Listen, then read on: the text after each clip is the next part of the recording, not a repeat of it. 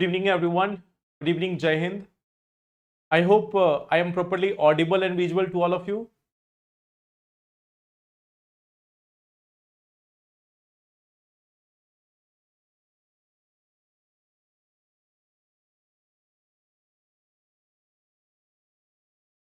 Good evening, everyone. I hope I am properly audible and visual to all of you. Good evening. So, how is your preparation going on? How is your preparation going on?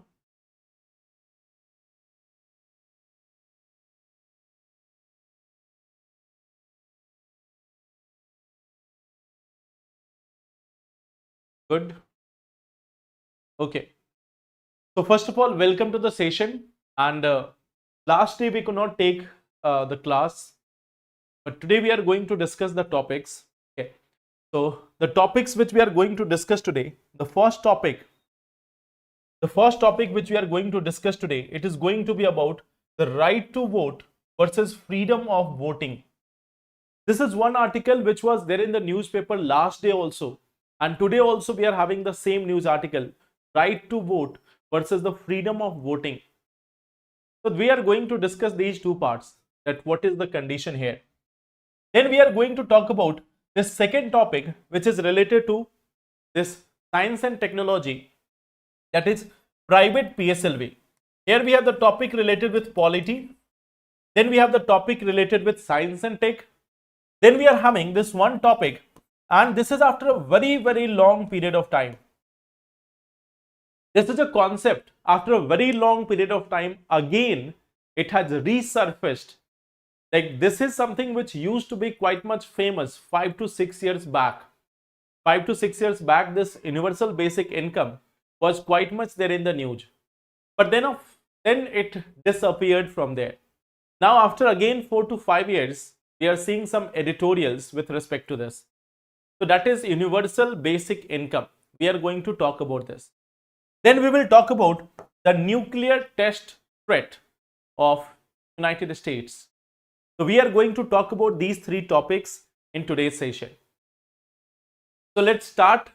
First, we will see some assertion reasoning question, and here also we are looking at the previous year questions, so that you can see that how UPSC is asking. How UPSC is asking question. So that's why we are seeing some of the PYQs of 2025 itself. So here we have this one question. It is from 2025. As regards return from an investment in a company, generally bondholders are considered to be relatively at lower risk than stockholders. Bondholders are lenders to a company, whereas the stockholders are its owners. For repayment purpose, bondholders are prioritized over stockholders by a company.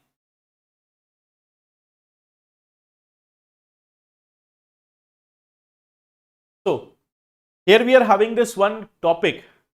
Skip. No, you don't have to skip the question. Let me tell you one thing. I am giving you one simple trick. The first one is correct. The first one statement is correct. Now, you have to find out the remaining two. You have to find the remaining two. The first one is absolutely correct here. Ishita is saying option number B and Disha is saying option A.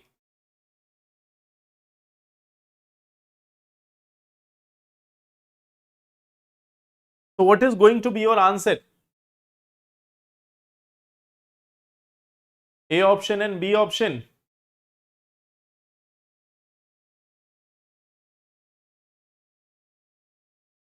A option. See, here it is saying bondholders are lenders to a company, whereas stockholders are its owners. It is saying that as regard returns from an investment in company, generally bondholders are considered to be relatively at lower risk. So this first statement is correct. We have to see that why bondholders are at lower risk. Why the bondholders are at lower risk? This is one thing which we have to find. Now, if you look at the both statements, bondholders are lenders to a company, whereas stockholders are its owner. This statement is correct. But is this one explaining the first one? This statement is correct that bondholders are basically a lender to a company. They have given money to that company, and stockholders are the owners. So it is not telling that why they will be at low risk and why they will not be at high risk. Okay. Second is saying for repayment purposes, bondholders are prioritized over stockholders by a company. So this is also correct, and it is telling that bondholders will get the priority, means they will get the payment first, and whatever payment remains, that will be for stockholders. The third one is explaining, this third statement, it is explaining that why it is correct. So we should go for this one, B option. Both statement 1 and 2 are correct, and statement 1, sorry, and one of them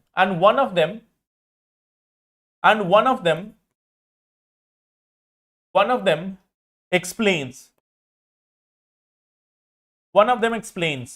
Okay. There was a problem in UPSC prelims 2025 question also. In all other question, you will find that the second statement reads like this, that both statement 2 and 3 are correct, but only one of them explain statement 1. This is the normal pattern of UPSC question.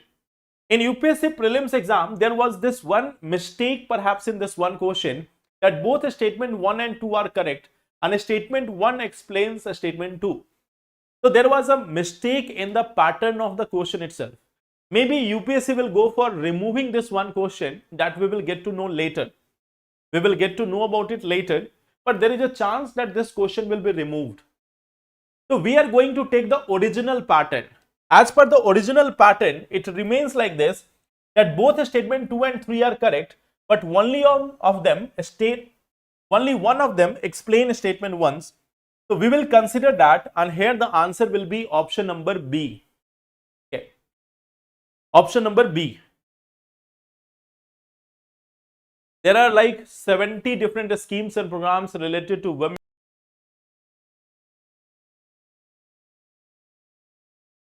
But from the perspective of UPSC examination, you will find that it is not going to be a challenge.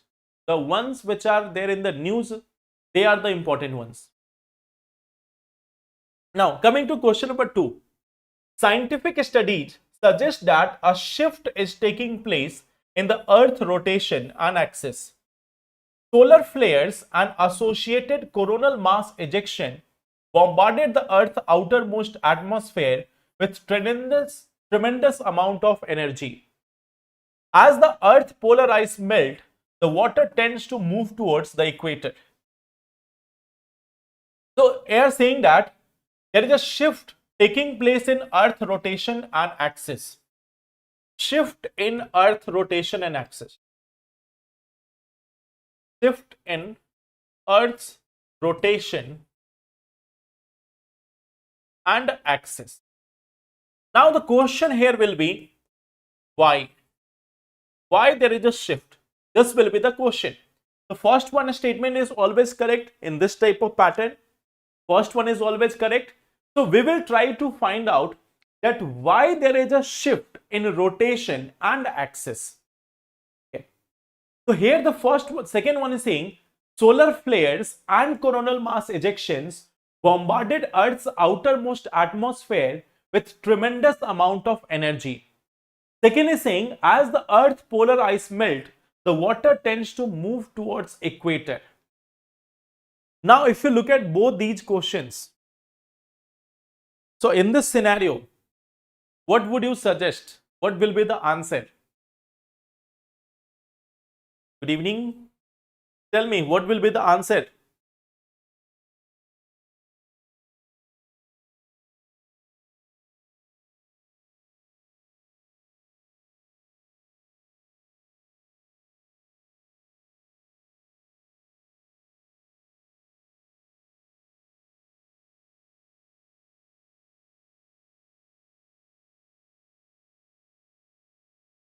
What will be the answer? D option. D option is neither statement 2 nor statement 3 is correct.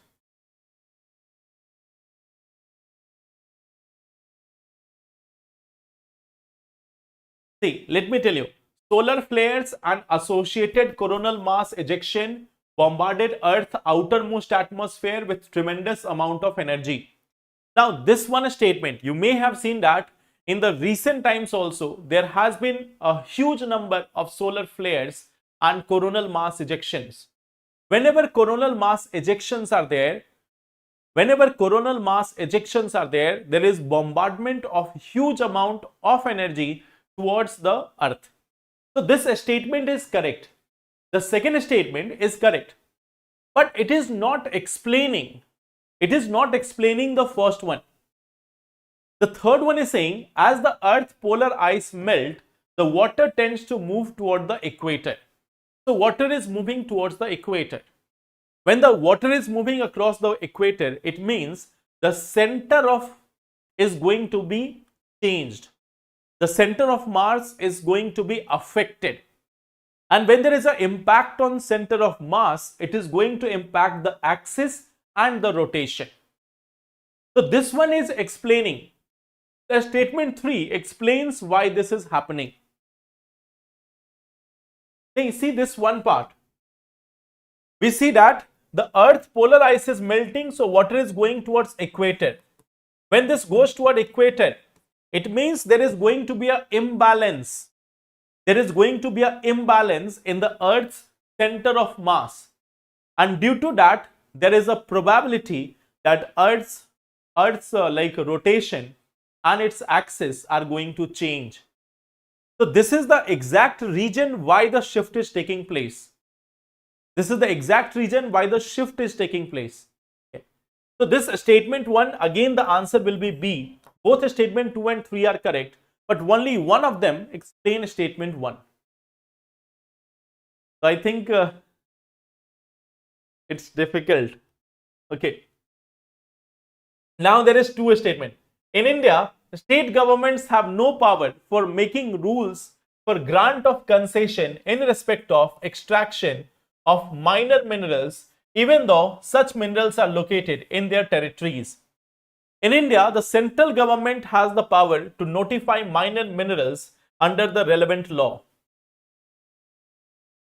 So question number 3 is a easy one. The content नहीं है इस बारे में. Okay, I got it.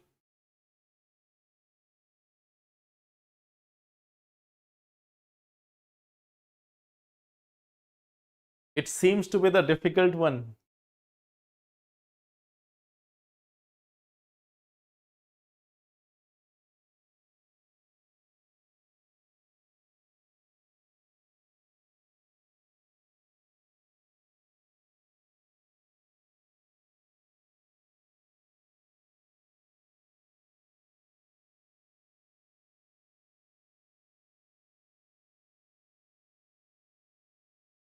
C option.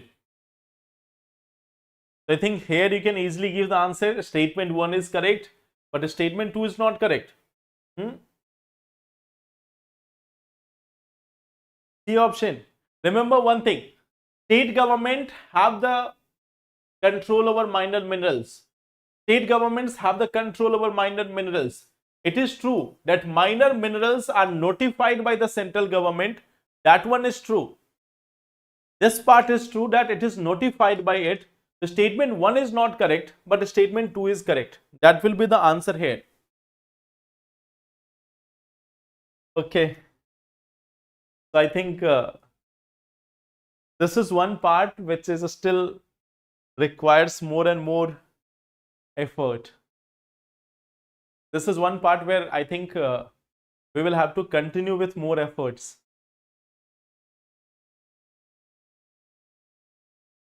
So let's see.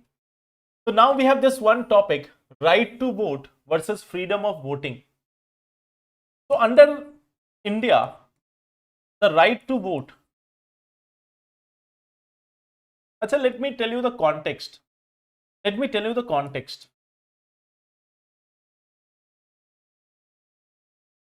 The context is this. Like in India, till now, from 1951 to 2024, there are 35 MPs. Now, they have won uncontested.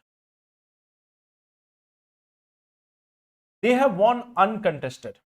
Okay. There are 35 candidates who have won the Lok Sabha polls without a contest so far since 1951. There are 35 MPs who have won uncontested. Means there has been no elections. There has been no elections and they have been declared winner. So now there is a petition. There is a petition against it. Now in this case, there is no actual election. No actual election. So what is the challenge? What is the challenge? That it goes against the right to vote. It goes against the right to vote. It goes against this one thing, that there is right to vote, and what we see that, like, there is no election, so how people will choose? How people will choose? There is only one candidate. There is only one candidate. He has won uncontested. He has won uncontested, and in that scenario, how will people choose? There have been times when some people have filed their nominations and their nominations has been rejected. Some of them have won just because the opposing member who was there, their nomination was not filed perhaps properly. So nomination got rejected, and when the nomination got rejected, then the other person who was there, he has won uncontested. So now there is a petition for this, that what about the right to vote? Why didn't you get the elections? Why elections were not conducted in that area? There is always a opposition. There is always an option. Always option of nota. So there is always an option of nota. None of the above option, none of the above. So when you are having an option of nota, why are you not contesting the elections? Why are you not conducting the election? Even if there is one candidate, there is always an opposition, that is nota.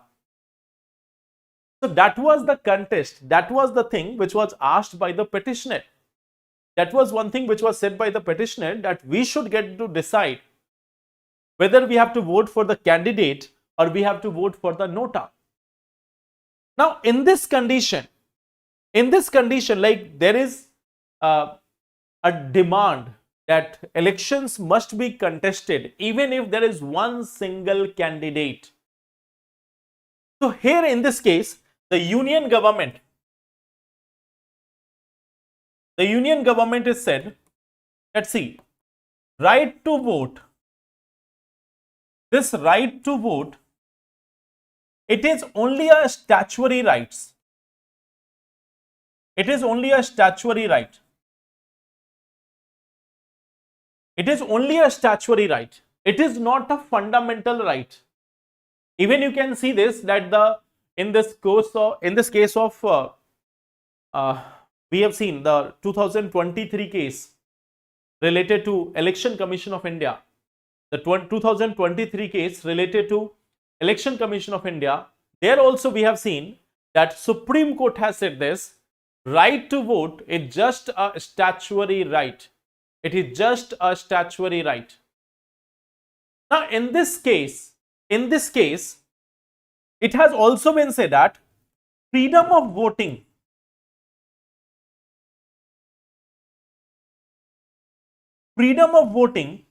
this is something which is fundamental right. Means option to choose. option to choose any candidate. So union government is saying this, that see, when there is an actual election, then in that scenario, you will have the freedom of voting. You will have the freedom of voting, and that is your fundamental right. Freedom of voting is your fundamental right because it comes under the freedom of expression. It comes under the freedom of expression, so you will have that right for sure. But you can have your right to vote only and only when the elections are actually conducted. When there is no election, when there is no right to vote, then the freedom of voting does not apply. Freedom of voting does not apply. So this is the one case which is going on. Freedom of voting, remember one thing, this is a fundamental right. Right to vote is a statutory right. So now there is a contest between these two, that when we are talking about these two things, right to vote versus freedom of vote, which one has to be given the preference? If the election is not conducted, in any constituency, how will people get the freedom of voting? So that is the one matter which is going on. That is the thing going on. Okay. Technical issues with doctors should not unqualify a candidate. So we have seen that there has been disqualification of certain candidates on technical issues. But this is one thing which goes on. This is the first topic. What is the right to vote? What is the freedom of voting? And what is the challenge here? So now center has said one more thing, that nota. When we talk about nota, this is not a candidate. Nota is not a candidate. So this is one part which has been given by union government so far. The case is ongoing. Once the Supreme Court again clarifies whether the right to vote is going to be fundamental or not, then we will get to know that what will be the situation. So what do you think? Where this issue arose again? It started from the home state of Bharat. It started from the home state of Bharat. Right to vote is a statutory right. Statutory right means it can be curtailed. Statutory right means it can be curtailed. It will be provided only in some situation. But then there is this freedom of voting. Freedom of voting is something which is a fundamental right. Once the election has been conducted, those who are eligible for voting, they will have the freedom of choice that who they want to give vote. They want to give vote to one party, second party, third party, nota, or anyone.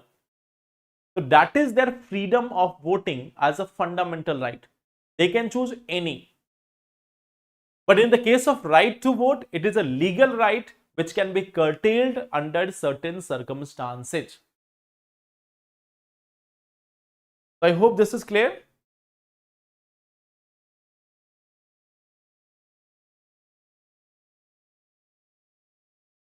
So this is the first part. Now coming to the second topic.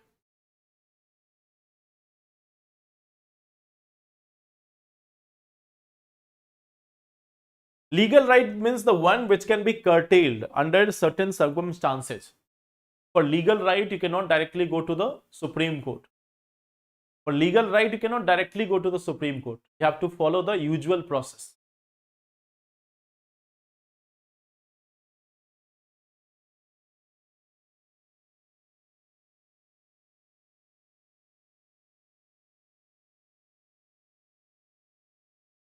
I hope this first part is clear. Now coming to this one thing, India is going to have the first PSLV by private sector. Like who will be the partners here? Hindustan Aeronautics Limited plus a private sector L&T. L&T company is there plus Hindustan Aeronautics Limited is there. They are going to deliver this, or it is going to be launched in Feb 2026. It is going to be launched in Feb 2026. So this PSLV, it is being developed, or you can say manufactured. It is being manufactured by private sector. Hindustan Aeronautics Limited plus Larsen and Turbo Company. Larsen and Turbo Company, they are going to launch it. They are going to launch in 2026 Feb. They are going to launch it in 2026 Feb. So that is the announcement. Okay. Now, what is the agenda here? What is the agenda here? Statutory and legal rights are same. Statutory and legal rights are same. But sir, majority vote gone to nota. Even then, higher vote getting candidate win. Yes, of course. Of course, because nota is not a candidate. So whoever got the maximum votes, that is the winner. Nota is not considered as a candidate. No matter how much vote has been given to nota, it doesn't matter. So now, see this. What is the long-term goal? Long-term goal. The long-term goal is give 50% of PSLV. 50% of PSLV launch to private sector. The aim is to give 50% of PSLV directly to the industry. Okay. They are going to give this to the industry. So now we see that there is more and more participation of private sector in the space. There is going to be more and more private sector participation in the space. Just answer me this one thing. What is the benefit of private sector in a space? What is the benefit of private sector in a space? How we are going to get the benefit from this private sector participation in the space? What is your question, Kashish? What is your question? I didn't get your question.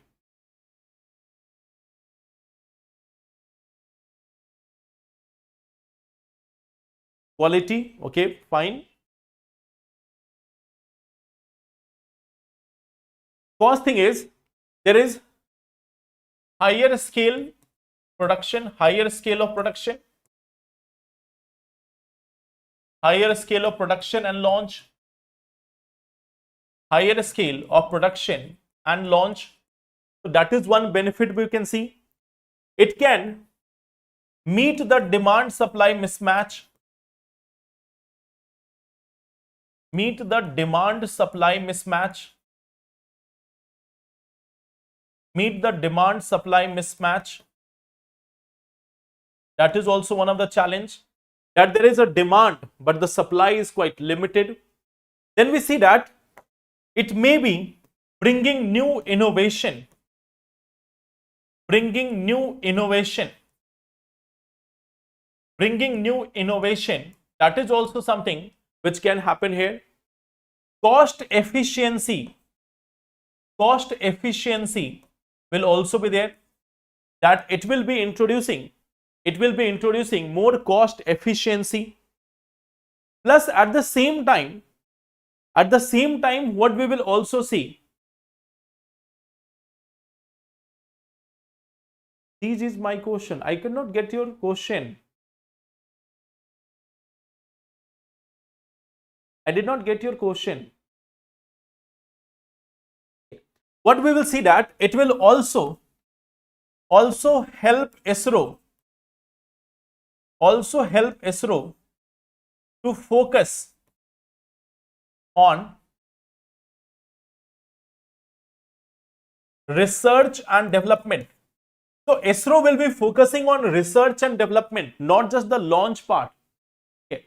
ISRO will be focusing on research and development, not just the launch part.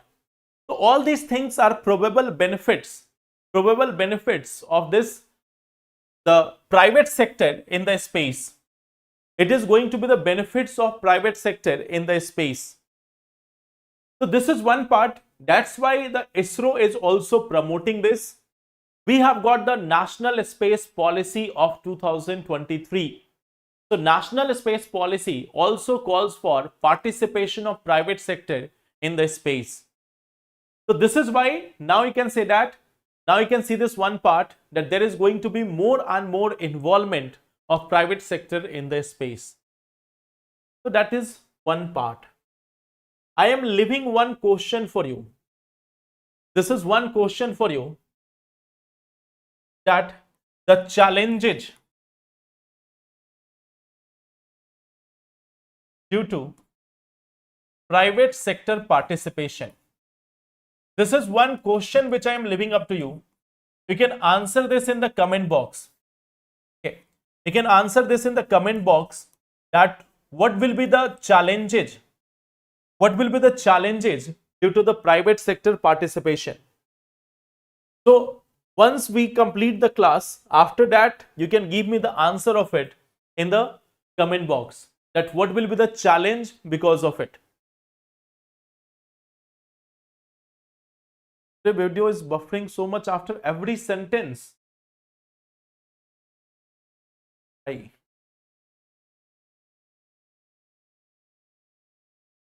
think internet connectivity is same. Just 1 second.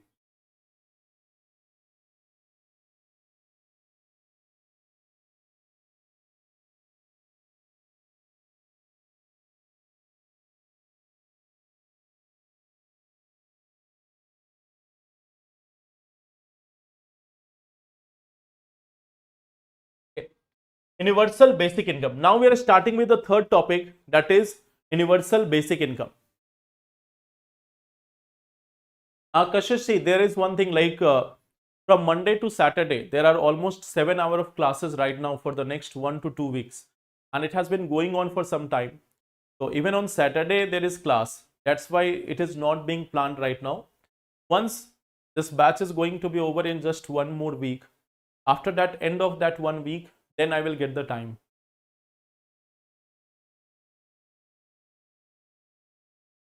So you have to answer me that portion. Now here we are coming with this universal basic income. Universal basic income.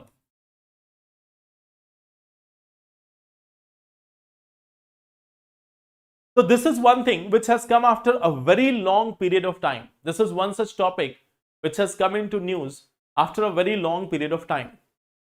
So what is the concept here? First thing is, it is universal, means for everyone.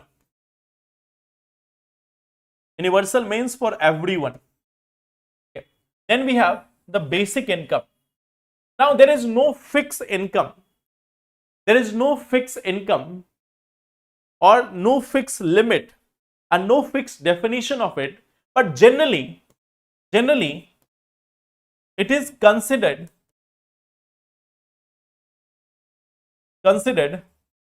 as a support necessary for maintaining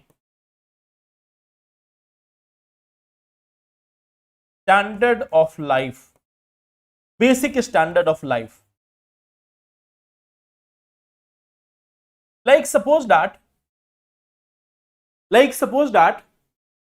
for an example, if the monthly cost of living, let's say, take an example, the monthly cost of living,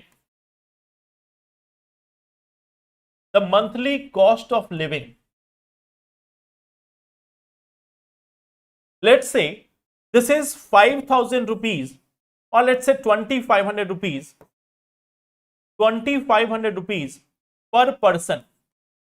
Let's take a basic minimum. that given all the things are being provided, there is a requirement of 2500 rupees per person for a basic minimum life. Let's take an example. So here the thing which is being said that right now, if we see the present situation,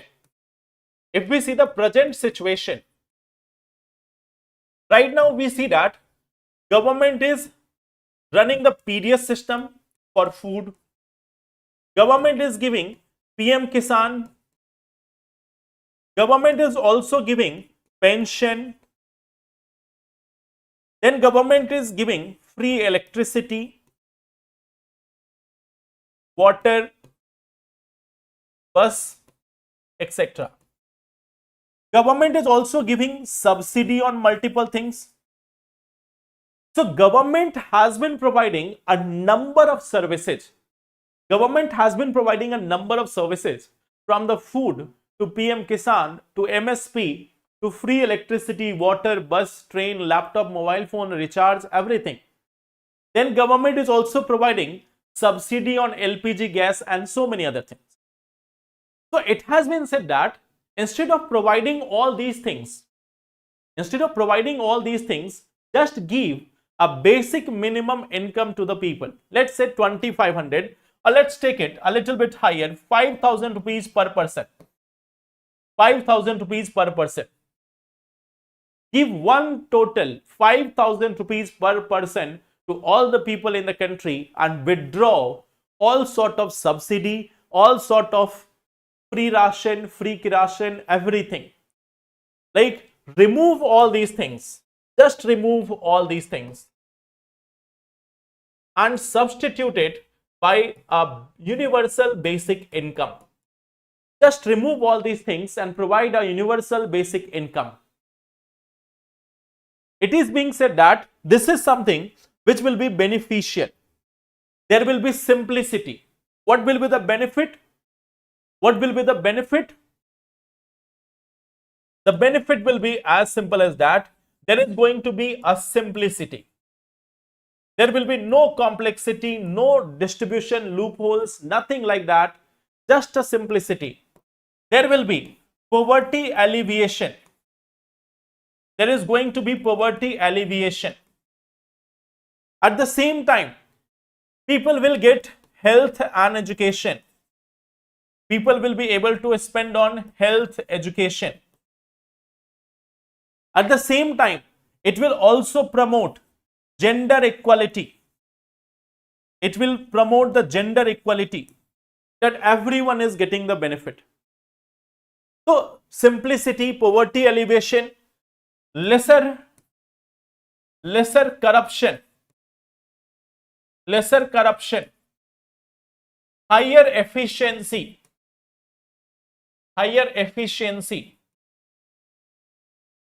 All these things are possible if we go for universal basic income.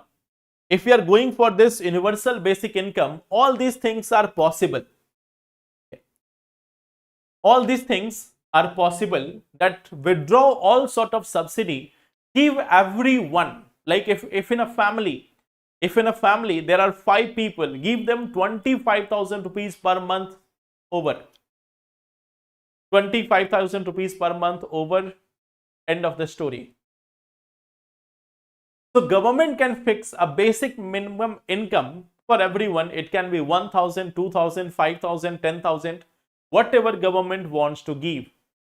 It can be varying. There can be variation in this as per location, as per age.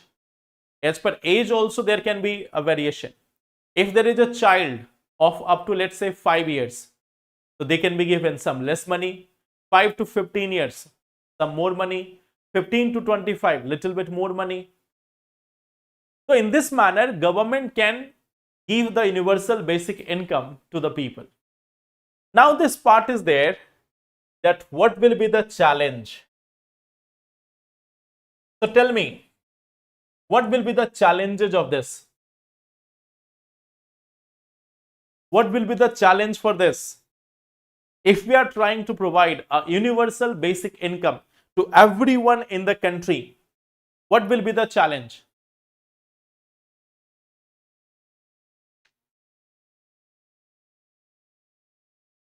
Inflation, of course, inflation. Too much money. Too much money. It will lead to inflation. Then, why would people work? Why would people work then? Suppose if I am getting 5,000 rupees per month and I am getting a assurance. If I am getting 5,000 rupees per month and I am getting assurance that you will get this every month. So I will take my luggage, go back to my village, start cultivating some mushroom and some wheat, some pulses, some rice. I am getting 5,000 rupees per month. And then after, I will be enjoying, I will be chilling in that environment. Okay. There will be winter also good, there will be summer also. No need to do anything. Just relax there, have your own wheat, have your own rice, some pulses, some vegetables. And then you are getting 5,000 rupees. So what is the motivation to work then? Why do people work? Why do people work? Some people may give you this idea that I am working because I like it. I am working because I like it. Tell them you will not get the money. They will stop working. They will stop liking that work. Whenever people are doing work, they are doing some job. Job is for only one thing. Whenever people are doing some job, it is just for this one thing. They need the money. Everyone needs money for survival. So why there will be people working when they are already getting the money? So inflation, why would people work? Massive cost on government like budget.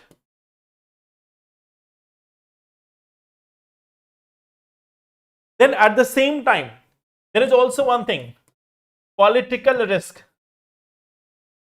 What is the political risk? The political risk is this.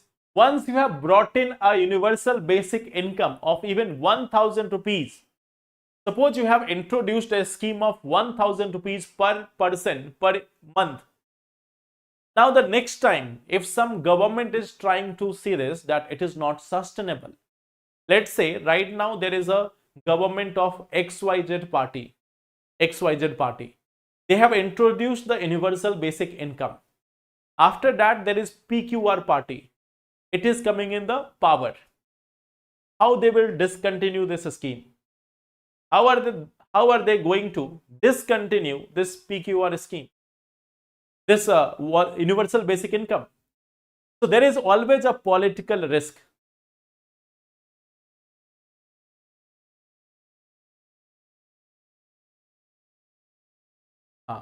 So this is one part, universal basic income. This idea has been mooted multiple times, but again, it has been rejected. It has been rejected at all the times just because it is simply not feasible. It is simply not feasible. How you can provide universal basic income to everyone in the country? Then who will pay income tax? So this is one part. Universal basic income is not a solution for India. It is not something which is possible. Now, again, we have been missing our favorite leader for quite some time. So, you all may have heard this, that now United States, they are saying that they are going to conduct nuclear test. They are going to conduct nuclear test. Now the question is why? Why do you need to conduct nuclear test? There is this one question, that why do you want to conduct the nuclear test? Okay. So, like the question is this, that why they are going to conduct this nuclear test? So US is saying that, see, Iran is doing this, Pakistan is doing it, so we are also going to do it. So when we look at them, why they have said that Pakistan is doing it, Iran is doing it, North Korea is doing it. So that's why we are also going to do it. Okay. And they have said that we want certainty and advancement. We want to have certainty, we need to have advancement. So for this purpose, we need to have this nuclear test. Now, there is this like international treaty, comprehensive test ban treaty. There is this comprehensive test ban treaty. So this one bans nuclear test. This bans nuclear test. So then why US is going to do this? There is a treaty at the global level, Comprehensive Test Ban Treaty, CTBT. So if there is a treaty like this, how come US says that we are going to do the nuclear test? How they can do that? There is a simple technique. Then how US will do? How US will do then? There is a simple answer. US has not ratified. US has not ratified this. So US is never a party to this treaty. US has not ratified this, and this is not in force. This is something which is not in force. So US has said that Iran, Pakistan, North Korea is doing nuclear tests. So we also need to do nuclear test. And we also need to have enhancement or advancement in our nuclear technology. So we need to do that. Fine, all good. Now, what is the implication? What is the implication? What is the implication? See, there is a simple one thing. If US does this, if US goes for test, then Russia, it will also go. China, it will also go. If China goes for test, then India will also be thinking about test. If India goes for test, then Pakistan will also do this. If Pakistan goes to test, US will also do it. Then so will Russia, then China, then India. So this is a massive loophole. Okay. So this is a massive vicious cycle. This is a cycle. This has started a cycle. If US will go for the test, then Russia will also conduct it. China will also conduct it. And if China is conducting nuclear test, then India will also have to do it. And if India does this, then Pakistan also will do it. If Pakistan is doing, then so would be done by Iran. It will also be done by Israel. And we are forgetting one country in the middle of this, that if US is going for this, then so would North Korea.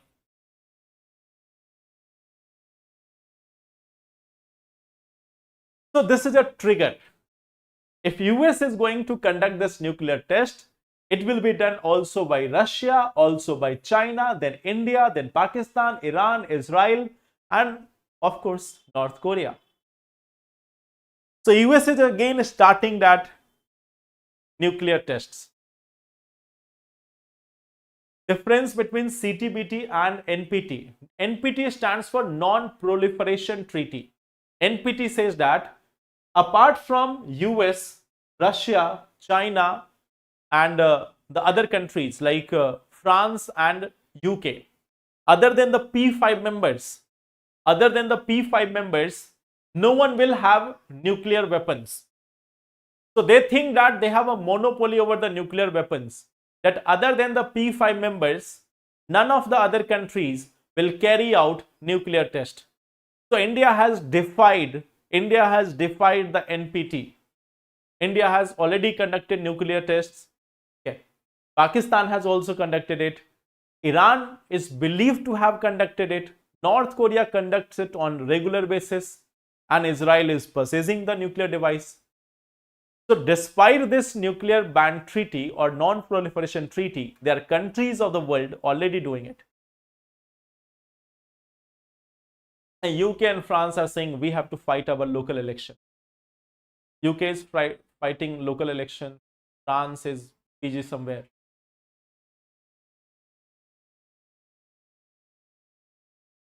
Bangladesh is going for Gen Z protest. Recently, Gen Z protest has started in portions of Pakistan also. Bangladesh is not going to carry out. It's triggering a new nuclear arms race or third world war. It will first trigger a nuclear arm race, and if it continues, then a world war is inevitable. It will trigger first the nuclear arm race, and then if it goes on, then we will see that there is a chance that it may lead to World War III. So when you see, there was a time of 1920 to 1930. This was the time when there was a dictator rising at the global forum. Like in global politics, there was a rise of dictator between 1920 to 1930. And I think you all know the name. That if you have gone through world history, you can see almost same timeline was there. 1920 to 1930, there was rise of a dictator. A madman is also known as madman in the history. A dictator plus a madman in the history. Now this is 2020 to 2030.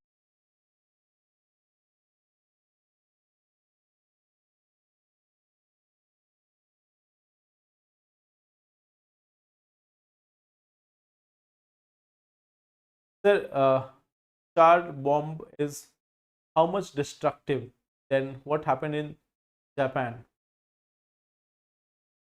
Car bomb? I think you are asking about the nuclear bomb. If that bomb is so much destructive. So you can see that in Japan, even now, if the children are born in that region, they are still having genetic deformity. It has been more than 70-80 years. Still, the impact of that can be seen in the present times. That the children born in that area are still suffering from the genetic issues. Okay, so that will be all for today. So answer me that one question in the comment box, that what will be the challenge if we are going for private sector participation in the space sector. So that will be all for today. Thank you everyone. Take care and all the best. Thank you.